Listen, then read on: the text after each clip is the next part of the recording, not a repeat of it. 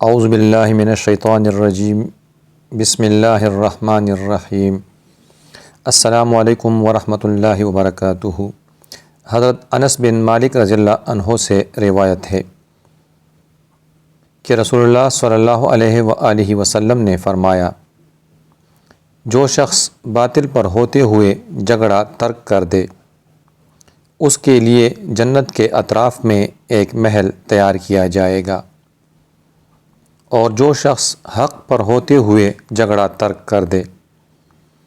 اس کے لیے جنت کے وسط میں ایک محل تیار کیا جائے گا، اور جو شخص اپنے اخلاق اچھے کر لے اس کے لیے جنت کے بلند ترین حصے میں محل تیار کیا جائے گا۔ حضرت عبداللہ بن عمرو بن عاص رضی اللہ عنہ سے روایت ہے کہ رسول اللہ صلی اللہ علیہ وآلہ وسلم نے فرمایا، اللہ تعالیٰ علم کو اس طرح نہیں اٹھائے گا کہ اسے لوگوں کے دلوں سے سلب کر لے، بلکہ وہ علماء کو فوت کر کے علم کو اٹھائے گا۔ جب کوئی عالم باقی نہیں رہے گا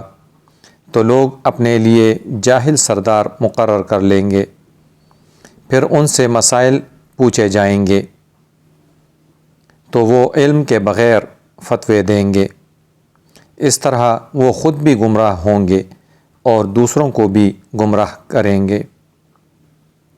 حضرت ابو ہریرہ رضی اللہ تعالیٰ عنہ سے روایت ہے کہ رسول اللہ صلی اللہ علیہ وآلہ وسلم نے فرمایا، جس شخص کو بغیر دلیل کے فتویٰ دیا گیا اور اس نے اس غلط فتوے پر عمل کر لیا تو اس کا گناہ اس پر ہے جس نے اسے فتویٰ دیا۔ حضرت معاذ بن جبل رضی اللہ تعالیٰ عنہ سے روایت ہے، انہوں نے فرمایا،